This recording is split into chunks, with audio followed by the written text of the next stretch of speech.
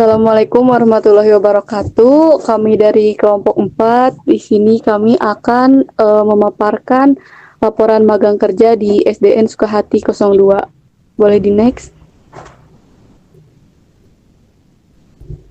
Nah, untuk anggota kelompoknya yaitu ada saya sendiri yaitu Hilda Pahira, kemudian ada Melani Halimatu, Nandia Kiranti, Seviana Andara, Syafa Herdiani, dan Zulfa Isma. Boleh di next?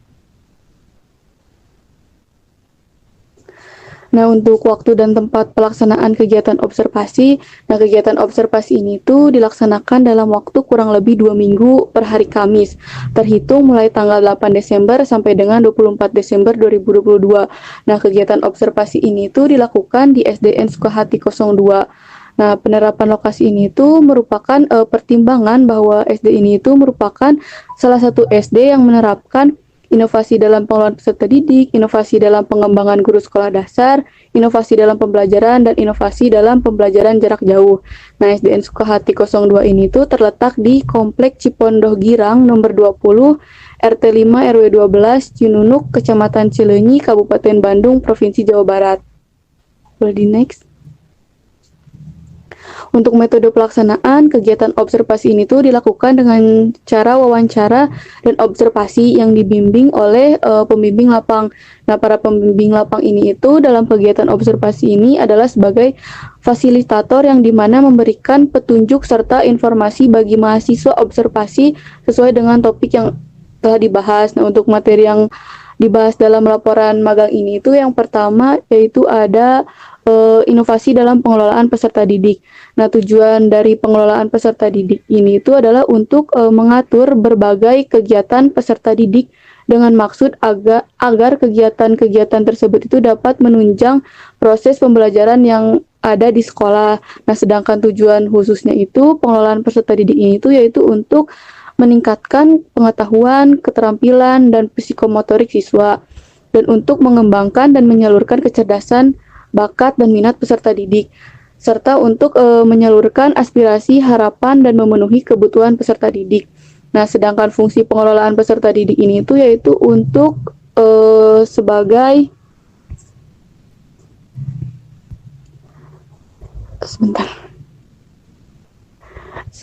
wahana bagi peserta didik untuk mengembangkan diri seoptimal mungkin, baik yang berkenaan dengan segi individualitasnya, segi sosial, aspirasi, kebutuhan, dan maupun segi-segi potensi peserta didik lainnya.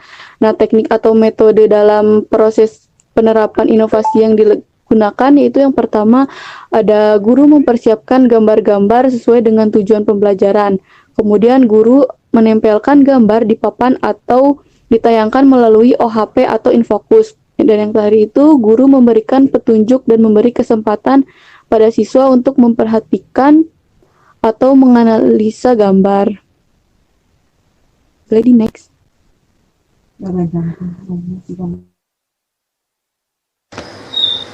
Yang selanjutnya itu dalam proses inovasi terdapat kendala ketika proses penerimaan siswa baru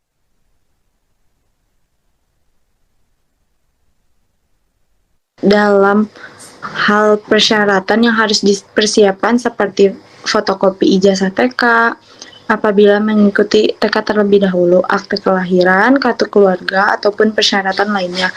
Dalam memberikan persyaratan tersebut, biasanya kendala yang dihadapi yaitu persyaratan di mana orang tua tidak sepenuhnya menyiapkan persyaratan. Biasanya ada yang memberikan alasan tidak membawa atau ada persyaratan yang akan menyusul diberikan. Tetapi selain itu dalam proses penerimaan tidak ada kendala lain yang dihadapi. Kedua, proses penerimaan peserta didik ketika telah selesai dilakukan dan semua siswa yang telah diterima sesuai persyaratan yang telah ditentukan terpenuhi, maka selanjutnya pihak sekolah bersama semua siswa berkumpul dan siswa dibawa keliling sekolah oleh guru-guru dengan memperkenalkan ruangan-ruangan yang ada di sekolah. Selain itu, siswa juga diperkenalkan kepada pihak-pihak sekolah seperti kepala sekolah, semua guru, maupun staf yang ada di sekolah. Slide selanjutnya.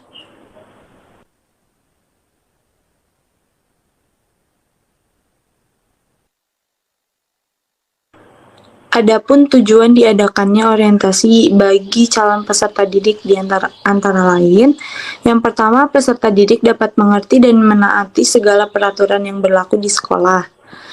Yang kedua, peserta didik dapat aktif dalam kegiatan sekolah. Dan yang terakhir, agar calon peserta didik merasa betah di sekolah, semua warga sekolah yang lama harus bersikap ramah kepada calon peserta didik dan selalu membantu apabila diperlukan.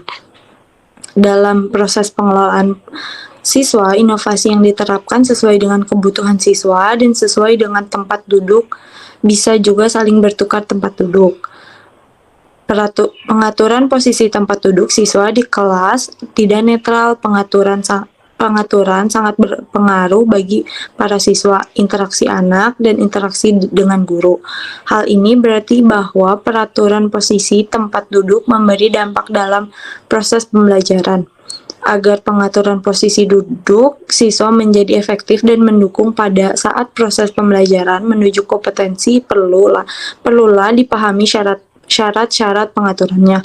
Kita sadari format tempat duduk siswa sebenarnya mempengaruhi pola interaksi siswa. Tinggi rendahnya interaksi siswa juga terkondisikan oleh format tempat duduk. Dengan posisi tempat duduk yang tepat akan memudahkan guru dalam melihat kondisi anak-anaknya. Slide selanjutnya.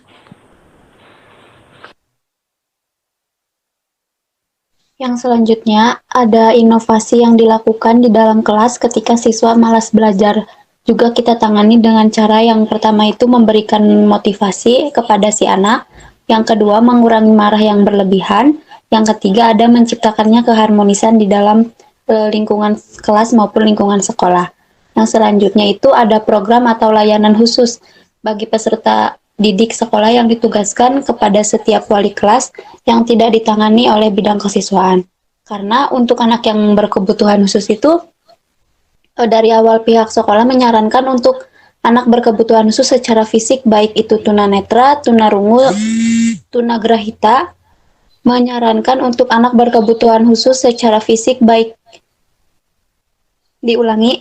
itu tunanetra, tunarungu, tunagrahita, atau yang lainnya disarankan untuk bersekolah di SLB. Nah, sedangkan untuk siswa yang hiperaktif atau lainnya, sekolah masih menampung, akan tetapi diberikan solusi dengan diberikannya pilihan apakah akan memilih untuk homeschooling atau belajar 3 kali dalam 1 minggu. Nah, untuk selanjutnya itu ada inovasi dalam pengembangan guru SD. Alasan diterapkannya inovasi ini itu adanya inovasi pembelajaran, maka proses kegiatan belajar mengajar dapat berjalan dengan lancar, kondusif, dan kreatif sehingga dapat menumbuhkan semangat belajar bagi peserta didik. Adapun teknik atau proses penerapan inovasinya itu yang pertama ada kontekstual. Jadi maksud dari metode kontekstual ini peserta didik agar tidak merasa bosan ketika pembelajaran dan tidak hanya mendengarkan saja. Yang kedua ada teknik saintifik. Nah, teknik saintifik ini merupakan model pembelajaran inovatif yang kreatif dan relevan yang diterapkan di era saat ini. Yang selanjutnya ada realistik. Maksud dari realistik ini merupakan model pembelajaran yang inovatif, realistis. Ini di tokoh di balik berkembangnya model pembelajaran seperti ini ada yang disebut dengan Sigmund Freud. Guru menyampaikan pembelajaran sekaligus melakukan interaksi sosial dalam kelompok. Yang selanjutnya ada discovery learning. Maksud dari discovery learning ini pembelajaran inovatif yang bisa dicoba oleh guru untuk mengajarkan teknik ini kepada si anak-anaknya, sehingga anak-anaknya itu dapat belajar dengan aktif. Yang selanjutnya ada PAIKEM. Maksud dari teknik PAIKEM ini model keemasan, model pembelajaran di tahun 1990-an. Nah, namun ternyata masih bisa diterapkan sampai saat ini. Yang terakhir ada penyampaian materi berbasis masalah. Maksud dari penyampaian materi berbasis masalah ini, penyampaian materinya itu tidak bertele-tele. Dalam pembelajarannya ini masalah bisa diterapkan. Nah, tak jarang pada metode ini bisa membuat para peserta didik itu lebih fokus terhadap apa yang guru sampaikan. Nah, selanjutnya itu ada tantangan atau hambatan. Nah, suatu awal penerapan inovasi dan upaya yang dilakukan sehingga hambatan tersebut dapat berhasil, yaitu dengan cara kurangnya persiapan dalam dalam mengajar, karena guru tentunya harus punya plan dalam mengajar. Salah satunya itu guru bisa membuat RPP, menyiapkan perangkat media pembelajaran, bahkan sampai membuat bahan evaluasi untuk materi. Yang selanjutnya ada konsentrasi siswa yang kurang. Nah, faktor yang menyebabkan siswa kurang berkonsentrasi ini ada banyak, seperti contohnya itu dalam faktor lingkungan, faktor psikologis, dan faktor internal dari diri siswanya. Untuk faktor lingkungan ini maksudnya yang ada di sekeliling siswa. Semisal saat diberi tugas, siswa itu merasa terganggu dan lebih tertarik dengan suara ramai di luar dan jadinya mengganggu konsentrasi. Untuk faktor psikologis, itu contohnya ketika siswa mengalami tekanan. Jadi saat mereka mengerjakan tugas atau belajar, fokusnya itu terganggu. Nah, untuk yang selanjutnya dijelaskan oleh rekan saya.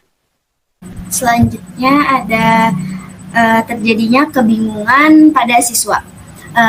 Terjadinya kebingungan pada siswa itu sehingga siswa menjadi pasif, malu, dan takut untuk bertanya kepada guru. Nah, dari terjadinya kebingungan pada siswa ini ada solusinya, yaitu guru itu harus bersikap hangat dan lebih sering berinteraksi dengan siswa. Nah, hal ini itu akan membuat siswa tersebut itu tidak takut dan lebih nyaman bertanya dan meningkatkan kreativitas siswa dalam belajar. Nah, dan guru juga harus mampu mengenali berbagai karakter siswa supaya bisa memberikan solusi atas permasalahan siswa tersebut. Nah, selanjutnya adanya reward atau punishment. Jadi hadiah merupakan dua bentuk metode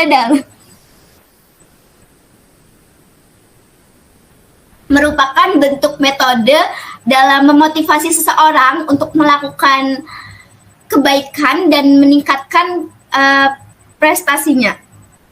Reward artinya ganjaran atau hadiah, penghargaan, atau sebuah imbalan dalam konsep manajemen. Reward ini merupakan salah satu alat untuk meningkatkan motivasi siswa. Motivasi siswa untuk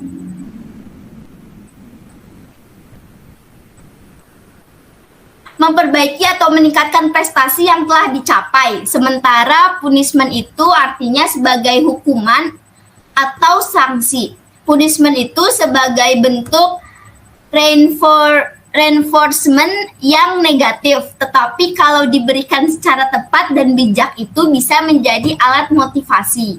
Nah, slide selanjutnya.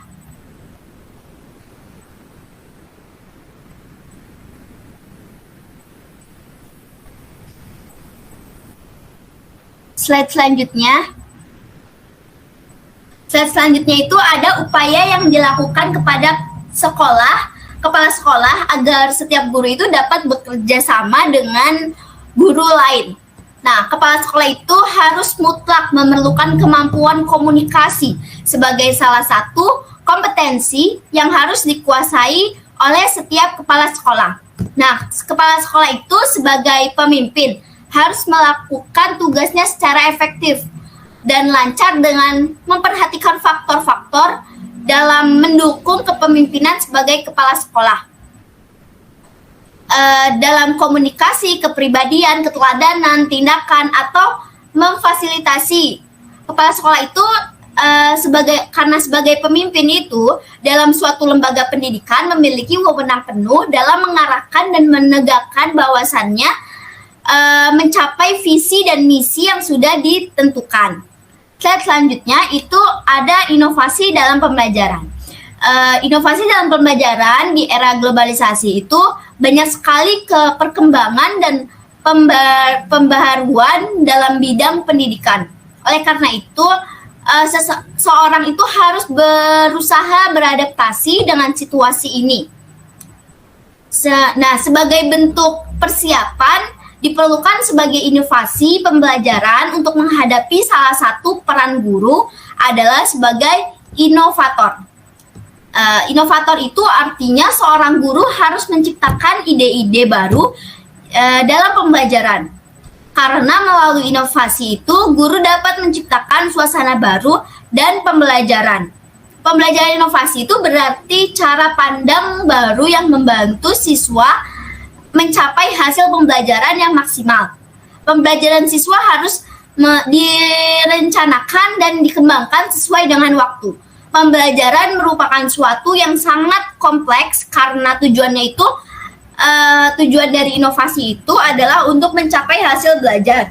Nah, dengan ini inovasi pembelajaran, maka proses pembelajaran mengajar dapat belajar dengan lancar, bermanfaat, dan kreatif sedemikian rupa sehingga dapat mendorong keinginan belajar dalam diri siswa. Dan juga mencapai tujuan pembelajaran pada akhirnya dapat meningkatkan hasil belajar siswa yang maksimal. Slide selanjutnya.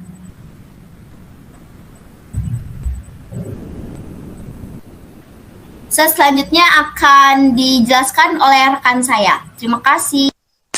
Baik, slide selanjutnya di dalam penerapan inovasi ini tentunya ada tantangan atau hambatan yang sering kali terjadi di dalam proses pelaksanaannya.